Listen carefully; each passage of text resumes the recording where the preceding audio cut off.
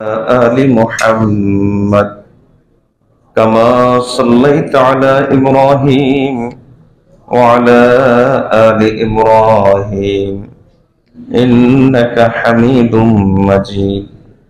اللهم بارك على محمد وعلى آل محمد كما باركت على إبراهيم وعلى آل إبراهيم إنك حميد مجيد.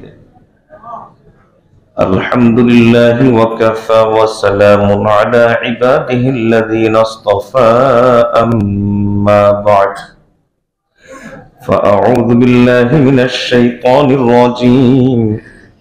بسم الله الرحمن الرحيم. والعصر إن الإنسان لفي خسر إلا الذين آمنوا وعملوا الصالحات وتواصوا بالحق وتواصوا بالصبر. بارك الله لنا ولكم في القرآن العظيم ونفعنا به. أستغفر الله لي ولكم ولسائر المسلمين إنه هو الغفور الرحيم. اللهم صل على سيدنا محمد وعلى آل سيدنا محمد وبارك وسلم. اللهم صل على سيدنا محمد وعلى آل سيدنا محمد وبارك وسلم. اللهم صل على سيدنا محمد وعلى آل سيدنا محمد وبارك وسلم. একটু একটু নড়ে চড়ে বসি। ডানে ওদিকে অনেক জায়গা খালি আছে, কিছু ভাই ওদিকে চলে যায়, পিছনে রাস্তা ব্লক করে অন্যদেরকে কষ্ট না দেয়। ওনারা ঢুকতে পারছে না, মনে হয় যেন পুরা হয়ে গেছে, কিন্তু অথচ ডানে বামে খালি আছে, মানে ডানে বামে খালি আছে। রাস্তায় না বসে রাস্তা থেকে উঠো।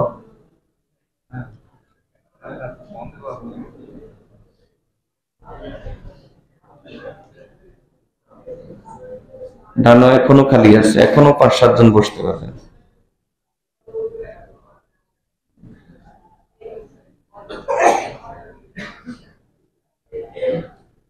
আল্লাহ তাআলার লাখ কোটি শুকর যে আল্লাহ তাআলা আমাদেরকে জুমার নামাজ আদায় করার পরে আবার এখানে আল্লাহর কালাম সাথে নিয়ে বসার তৌফিক দান করেছেন। এটা একান্ত আল্লাহ তাআলার দয়া, আল্লাহ তাআলার মায়া। আল্লাহ তাআলা নেক কথা, হেদায়েতের কথা শোনার তৌফিক তাকে দান করেন। আল্লাহ বলেন যে যার ব্যাপারে আমি আল্লাহ কল্যাণ কামনা করি। আল্লাহ আমাদের ব্যাপারে অবশ্যই কল্যাণ কামনা করেছেন। এই জন্য আল্লাহর কালাম থেকে কিছু কথা বলার জন্য, কিছু কথা শোনার জন্য তৌফিক দিয়েছেন। এজন্য আমরা অন্তরে অন্তঃস্থল থেকে আল্লাহর শুকর আদায় করি, আলহামদুলিল্লাহ। রমজান আসার পর থেকে কোরআন মাজিদের বহুল পঠিত একটি সূরা, সূরাতুল আসরের তাফসীর চলছে। আমরা ইতিপূর্বে আলহামদুলিল্লাহ 3 পর্বব্যাপী তাফসীর শুনেছি, কিন্তু আপনাদের সঙ্গে আমি বলেছিলাম যে এই রমজানে এই সূরার তাফসীর শেষ করার চেষ্টা করব। দুঃখিত, এই রমজানে শেষ হবে না ইনশাআল্লাহ। যদি মনে থাকে, আল্লাহ যদি রিজিকে রাখেন, হায়াতে রাখেন, সবকিছু যদি ঠিকঠাক থাকে, তাহলে আল্লাহ তাআলা তৌফিক দিলে ইনশাআল্লাহ আগামী বছর বাকি অংশের তাফসীর শোনাবো, আল্লাহ যদি তৌফিক দান করেন। কোরআন মাজিদ মূলত একটা মহাসমুদ্র। এই সমুদ্র থেকে প্রত্যেক ডুবুরি সমান পরিমাণ দামি বস্তু মণিমুক্তা সংগ্রহ করতে পারে না, বরং যার কাছে সামানা যত আছে সে পরিমাণ পারে। এই জন্যই কোরআন মাজিদ এমন এক গ্রন্থ, এমন এক কিতাব, আল্লাহ তাআলা বলেন যে লাউ কানাল বাহরু মিদাদান লিকালিমাতি রাব্বি লানাফিদাল বাহরু ক্বাবলা আন তানফাদা কালিমাতু রাব্বি। যে সমগ্র সমুদ্রমালা যদি কালি হয়ে যায়, সকল গাছপালা যদি কলম হয়ে যায়, আর এরকম একটা না কয়েকটা যদি কালি হয়ে যায়, তাহলে আর যদি সমস্ত গাছপালা কলম হয়ে যায়, তবু আল্লাহ তাআলার কথাগুলো, আল্লাহ তাআলার বাণী, তাফসীরগুলো, ব্যাখ্যাগুলো কখনো লিখে কেউ শেষ করতে পারবে না। এত বেশি। লা ইয়ানকাদি আজাইবুহু, লা তানকাদি আজাইবুহু, যার বিস্ময়তা কখনো শেষ হয় না। কোরআন মজিদ এমন একটি কিতাব, আল্লাহ আমাদেরকে ওই কিতাব সামনে নিয়ে বসার তৌফিক দিয়েছেন। এজন্য আমরা অন্তরস্থল থেকে আবার আল্লাহর শুকর আদায় করি, আলহামদুলিল্লাহ। আশা করি আপনাদের মনে আছে গত সপ্তাহ পর্যন্ত আমরা তাফসীর গিয়েছিলাম ইল্লাল্লাযীনা আমানু পর্যন্ত, এবং বলেছিলাম যে 4টা কর্মসূচি যারা পালন করবে তারা ক্ষতিগ্রস্তের হাত থেকে বেঁচে যাবে, তারা ক্ষতির হাত থেকে বেঁচে যাবে। 4টা কর্মসূচির প্রথম কর্মসূচি হলো ঈমান। ঈমান নামক এই কর্মসূচির উপরে যারা চলবে, আমল করবে, তারা ক্ষতির হাত থেকে বেঁচে যাবে। বর্তমান সময় কোরআন মজিদের এই আয়াত আমাদের সঙ্গে মিলিয়ে দেখার সময়, কারণ এখনকার সময়টা হলো ফিতনার সময়। রাসূলুল্লাহ সাল্লাল্লাহু আলাইহি ওয়াসাল্লাম শুধু ঈমানকে কেন্দ্র করে এই সময় কি ঘটবে হাদিসে বিভিন্নভাবে বলেছেন।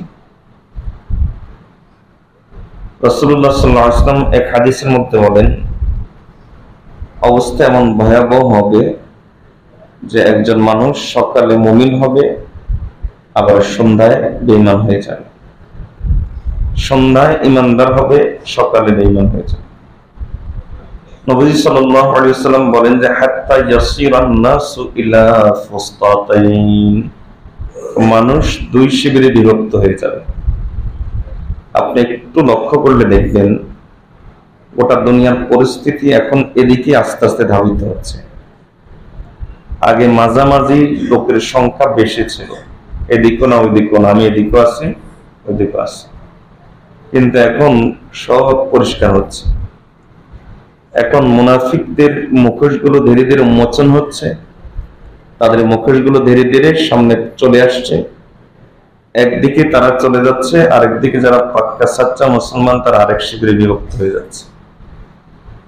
যারা সচেতন তারা একটু চিন্তা করলে এই যে বিভাজনটা তৈরি হচ্ছে আপনি স্পষ্ট দেখতে পাবেন যে মাঝখানে মুখোশ পরে থাকা লোকের সংখ্যা আস্তে আস্তে কমে যাচ্ছে।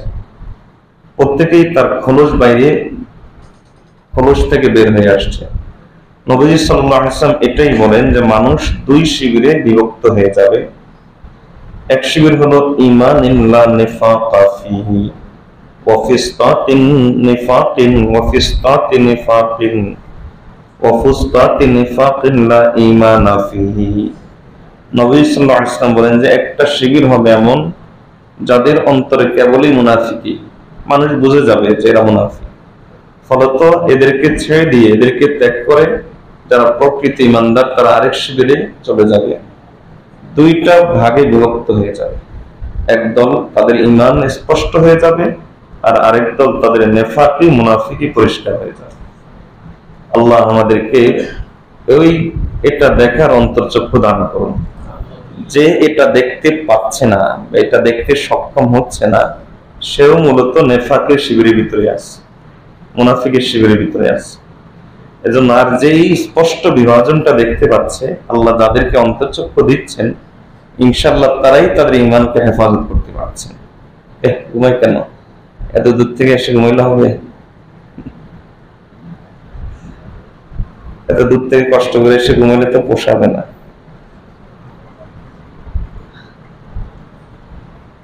আব্দুল্লাহ ইবনে মাসউদ রাদিয়াল্লাহু তাআলা আনহু বলেন, আন্নাহু যাকারাল ফিতনাহ। আব্দুল্লাহ ইবনে মাসউদ রাদিয়াল্লাহু তাআলা একবার ফিতনা সম্পর্কে আলোচনা করলেন। ফিতনা সম্পর্কে আলোচনা করে তিনি বললেন যে ইন্নার রাজুলা লা ইয়াখরুজু মিন বাইতিহি, মিলাবেন আমি শুধু তর্জমা বলে যাব, আপনারা পরিবেশ পরিস্থিতির সাথে মিলাবেন এবং নিজেদেরকে এই পরিবেশ পরিস্থিতি থেকে অত্যন্ত সতর্কতার সাথে গুটিয়ে আনবেন, বাঁচিয়ে আনবেন। অন্যথায় আল্লাহর কাছে পানা চাই, ইমান আশঙ্কার ভিতরে আছে।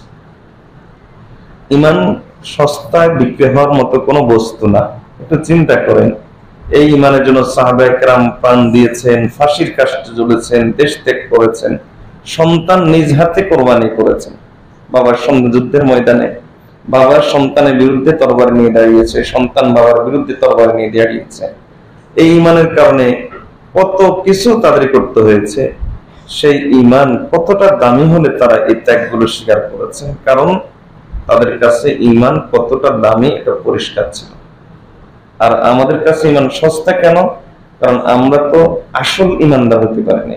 আমাদের ইমানের সাথে মুনাফিকের চরিত্র মিশ্রিত আছে, যার কারণে ইমানের দাম আমাদের কাছে কমে গেছে। তো হযরত আব্দুল্লাহ ইবনে মাসউদ রাদিয়াল্লাহু তাআলা এখন যে কথাটা বলছেন আমি শোনাতে যাচ্ছি, ওই কথাটা বর্তমান পরিবেশের সাথে, সমাজের সাথে মিলাবেন। আমি শুরু তর্জমা করে যাব। নবীজি সাল্লাল্লাহু আলাইহি ওয়াসাল্লামের এই বিখ্যাত সাহাবী হযরত আব্দুল্লাহ ইবনে মাসউদ রাদিয়াল্লাহু তাআলা বলেন যে ফিতনার সময় লা ইয়াখরুজু রাজুলু মিন বাইতিহি ওয়া মা'আহু দীনুহু ফায়ারজি'ু ওয়া মা মা'আহু শাইউম মিনহু ইয়াতি রাজুলা লা ইয়ামলিকু লাহু ওয়া লা লিনাফসিহি দাররান ওয়া লা নাফআ ফায়ুকসিমু লাহু বিল্লাহি ইন্নাকা লাযাইতা ওয়া যাইতা ফায়ারজি'ু মা খাল্লা মিন হাজাতিহি বিশাইইন ওয়া ক্বাদ আসখাতাল্লাহু আলাইহি।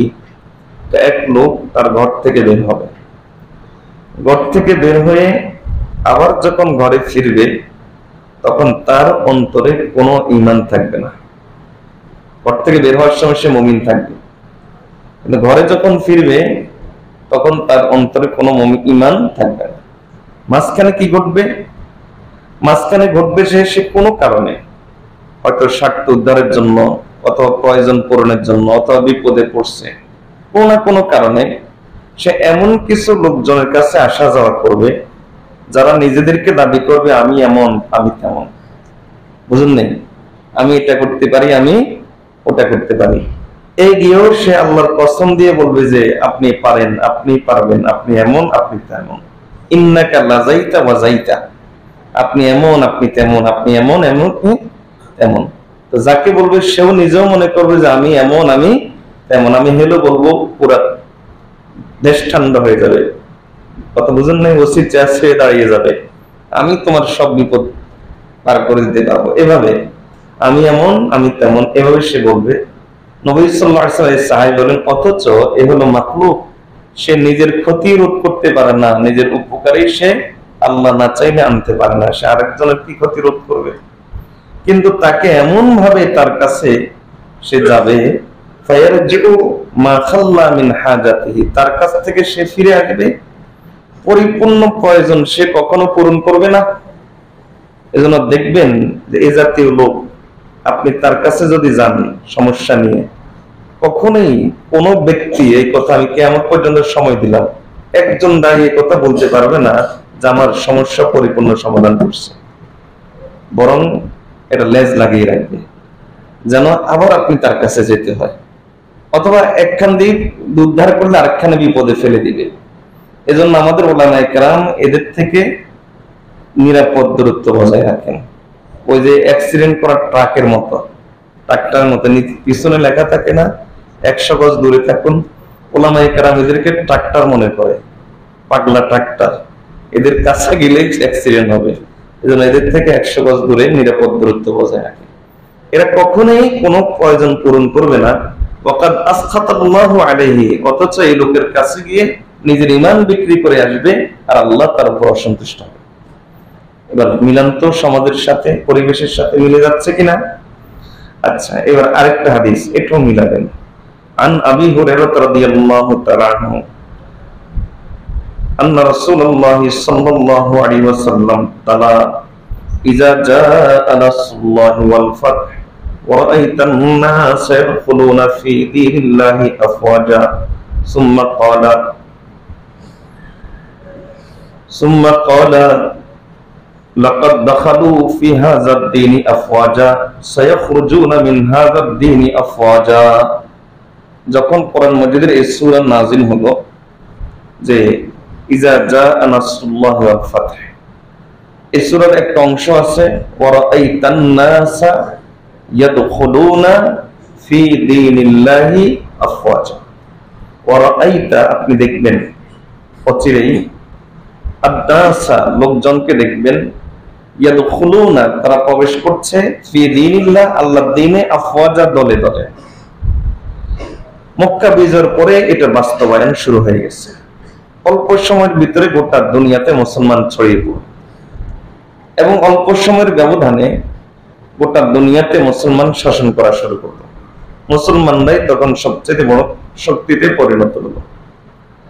নবীজি সাল্লাল্লাহু আলাইহি ওয়াসাল্লামের এই কথাটা বা আল্লাহর এই কথাটা বাস্তবায়ন মুসলমানরা দেখেছে। নবী সাল্লাল্লাহু আলাইহি ওয়াসাল্লাম বলেন যে কিয়ামতের আগে অচিরেই এমন একটা ঘটনা ঘটবে, এখন যেরকম দলে দলে লোক ইসলামে প্রবেশ করছে, ওই সময় দলে দলে লোক ইসলাম থেকে বের হয়ে যাবে। বলেন তো ওই সময়টা চলছে কিনা? ওই সময়টাই চলছে, দলে দলে লোক ইসলাম থেকে বের হয়ে যাবে। এখন আমরা হয়তো এই কথা মনে করতে পারি যে দলে দলে লোক যে ইসলাম থেকে বের হয়ে যাবে, তো যেই আরব থেকে ইসলাম, মনে হয় ওই আরব নিরাপদ থাকবে। নবী সাল্লাল্লাহু আলাইহি ওয়াসাল্লাম বলেন যে না, ওই আরবও নিরাপদ থাকবে না। নবী সাল্লাল্লাহু আলাইহি ওয়াসাল্লাম বলেন যে লা তাকুমুস সাআহ হাত্তা ইয়ালহাকা হাইয়্যুম মিন উম্মতি বিল মুশরিকিন, ও কিয়ামতের আগে আমার উম্মতের একটা বিশাল গোষ্ঠী মুশরিকদের সাথে মিলে যাবে। ওয়া হাত্তা তা'বুদা, দেখেন মুশরিক বলতে কি? যারা মূর্তি পূজা করে, দেবদেবী পূজা করে, যাদের ভগবানের অভাব নাই, এরাই তো মুশরিক নাকি? তো যারা এদের সাথে মিলে যাবে, নবী সাল্লাল্লাহু আলাইহি ওয়াসাল্লাম বলেন যে হাত্তা তা'বুদা কাবাইলু মিন উম্মতি আল-আওসান, এমন ভাবে মিলে যাবে যে এরা মূর্তির প্রেম, মূর্তির ভালোবাসা এদের অন্তরে এমন ভাবে ঢুকে যাবে যে একটা সময় মূর্তির কাছে মাথা নত করা শুরু করবে। বলেন তো হচ্ছে কিনা? চলছে কিনা? বলেন চলছে কিনা? কথা বলেন না কেন? আমি কি মিথ্যা কথা বলতেছি? আমি শুধু হাদিসের তরজমা করছি, আপনাদেরকে দায়িত্ব দিয়েছি আপনারা পরিবেশের সাথে মিলাবেন। আমার দায়িত্ব হলো তরজমা করা, আপনাদের দায়িত্ব হলো পরিবেশের সাথে মিলানো। নাকি হাদিসগুলো শুধু অর্থ মানে বাতাসের কথা বলছে, নাকি ভিন্ন জগতের কথা বলছে? ওই যে এলিয়েনের জগতের কথা বলছে নাকি? এলিয়েন তো নাই, এটা একটা কাল্পনিক জিনিস, এটা একটা নাস্তিকতা। তো ভিন্ন জগতের কথা বলেছে না এই জগতের কথা বলা হয়েছে? এই জগতের কথাই বলা হয়েছে। রাসূলুল্লাহ সাল্লাল্লাহু আলাইহি ওয়াসাল্লাম বলেন যে এটা মূর্তি পূজার সাথে এমনভাবে মিলে যাবে হাত্তা তা'বুদা কাবাইলা মিন উম্মতি আল-আওসান, এমনকি বহু দল আমার উম্মতের এই মূর্তির পূজায় লিপ্ত হয়ে যাবে। আল্লাহ আমাদের অন্তর থেকে মূর্তির প্রতি ঘৃণা তৈরি করে দিন। আমিন। রাসূলুল্লাহ সাল্লাল্লাহু আলাইহি ওয়াসাল্লাম বলেন যে ইন্নাল্লাহা কাদ বা'আসানি লিমাহকিল আওসান, আল্লাহ আমাকে পাঠিয়েছেন, এটা আমার মিশন যে আমি মূর্তিগুলোকে ভেঙে ফেলব। আর সেই মূর্তির সংস্কৃতি এখন আরবও চলছে, আরব দেশও আছে। অন্য মুসলিম রাষ্ট্র যখন এই মূর্তি নিয়ে কথা বলে তখন দৃষ্টান্ত যে আরবে তো আছে। নবীজি আগেই বলে গেছেন আরবরা আগে মূর্তি পূজাতে আগেই চলে যাবে।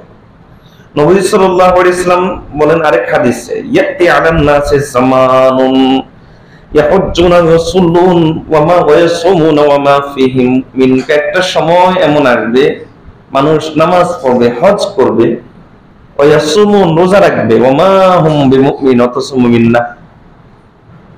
আচ্ছা, আপনি বলতে পারেন এটা কেমনে হয়? আমি দুই একটা দৃষ্টান্ত দিলে আপনার চোখ খুলে যাবে। আপনারা প্রত্যেকে একটু কষ্ট করে বলেন তো, পর্দার বিধান, নারী পুরুষের মধ্যে যে পর্দার বিধান, এটা কি নফল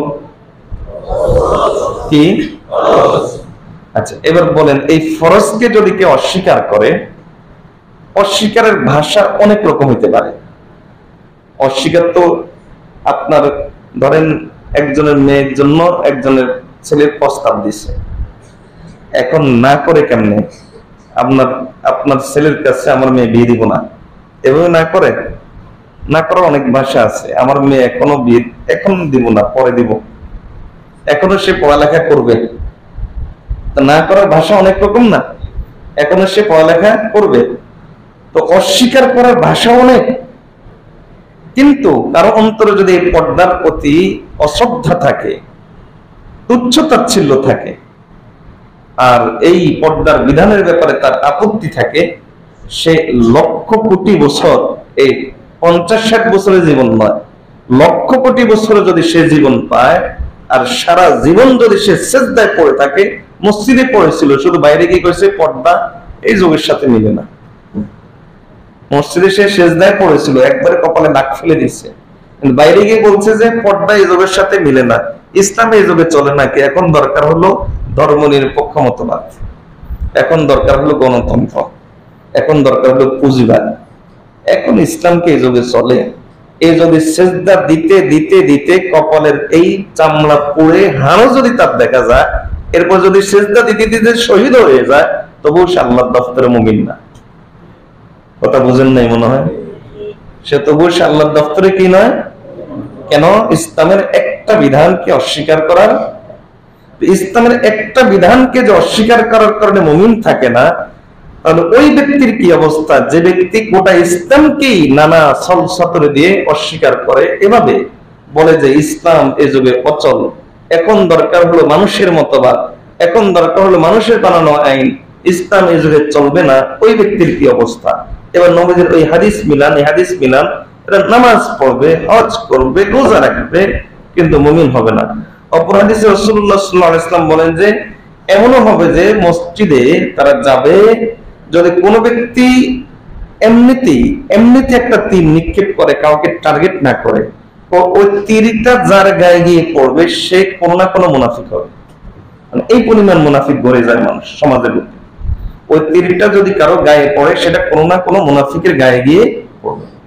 এবং আরেক হাদিসে বলা হয়েছে যে যদি মুনাফিকের লেজ হইতো, লেজ থাকতো লেজ, তাহলে মসজিদের লেজে এরকম ভরে যেত যে মানুষ ঢুকতে পারতো না। মানে এত পরিমাণ মুনাফিক মুমিন সমাজে তৈরি হয়ে যাবে। আল্লাহ আমাদের সকলকে নিফাক থেকে হেফাজত করুন। এখন যেটা বলতে চেয়েছিলাম, হয়তো বলতে পারি যে তাহলে আরবরা কি নিরাপদ? নবী সাল্লাল্লাহু আলাইহি ওয়াসাল্লাম বলেন যে লা তাকুমুস সাআহ হাত্তা তাওকারিবা আলিয়াতুন নিসাঈ দাউসিন হাওলা যিল খালাসা। তো কিয়ামতের আগে দাউস গোত্রীয় মহিলারা, আরবের দাউস গোত্রীয় মহিলারা জিল খালাসা নামক স্থানে এই মূর্তিগুলোর আশেপাশে জড়ো হবে এবং তাদের পূজা করবে। বর্তমানে এই যে আরবের মধ্যে নানা ধরনের উৎসব অনুষ্ঠান, সব কিন্তু দেখবেন যে রিয়াদ ওই অঞ্চলটাকে কেন্দ্র করে, বুঝেন নাই মনে হয়? আর জিল খালাসা নামক স্থান হলো ওই এলাকাটাতে। এবং মক্কার আশেপাশের লোকজন, দাউস গোত্রের বসবাস মক্কার আশেপাশের লোকজন হল দাউস গোত্রের বসবাস। এখন দেখেন আরবের মধ্যে এখন কোন উৎসবটা না হয়? ওই যে একটা উৎসব হয় না কি, যে ভুট্টুট সাজে, হ্যালোইন উৎসব, পুরাটা হলো শিরিক, এবং কাঁচা শিরিক, স্পষ্ট শিরিক। এটা যে শিরিক, যে সন্দেহ করবে তারা ঈমান থাকবে না, এটা শিরিক কিনা এটা সন্দেহ করলে ঈমান থাকবে না। কিন্তু এই অনুষ্ঠানটা পালন করে কে? আরবের গোত্ররা। এক সিনেমা হল চালু করছে, চালু করার সাথে সাথে সবচেয়ে বেশি দর্শক বলেন তো পুরুষটা নারীরা। নবী সাল্লাল্লাহু আলাইহি ওয়াসাল্লাম যথার্থ বলেছেন, নারীরা সেখানে সবচেয়ে বেশি দর্শক। এবং সিনেমা হল চালুর পরে প্রথম সিনেমাটা যেটা তারা চালু করছে সেটা হলো ভারতের সিনেমা।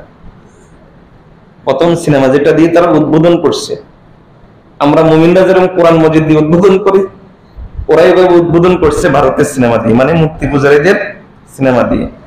আর ওদের সিনেমাগুলোতে তো মূর্তি পূজার সংস্কৃতি থাকেই, এই সংস্কৃতির চর্চা তো হয়ই। আরবের মধ্যে রাসূলুল্লাহ সাল্লাল্লাহু আলাইহি ওয়াসাল্লাম বলেন যে মূর্তি পূজা ঢুকে যাবে, আর মূর্তি পূজা আরবের মধ্যে বর্তমানে ঢুকে গেছে। যাবে বলতে নবী যেটা বলে গেছেন সেটা এখন ঢুকে গেছে। তাহলে আরবের মধ্যে মূর্তি পূজা এখন আছে। আপনি কি জানেন যে এই সৌদি আরব হামাস যে আক্রমণ করলো কি জন্য করলো? কারণ এরা ইসরায়েলকে স্বীকৃতি দিতে যাচ্ছিল। ইসরায়েলকে যদি স্বীকৃতি, বৈধ রাষ্ট্র হিসাবে আরব স্বীকৃতি দেয়, তাহলে ফিলিস্তিনের কোনো অস্তিত্বই থাকে না। গুগল তো বহুত আগেই ফিলিস্তিন নামক রাষ্ট্র সরাই দিয়েছে। বাস্তবায়ন করার জন্য তারা পদক্ষেপ নিচ্ছে। এখন ফিলিস্তিন নামক কোনো রাষ্ট্রই থাকে না। তো ফিলিস্তিন নামক রাষ্ট্র না থাকলে ফিলিস্তিন নাগরিকগুলো যাবে কোথায়?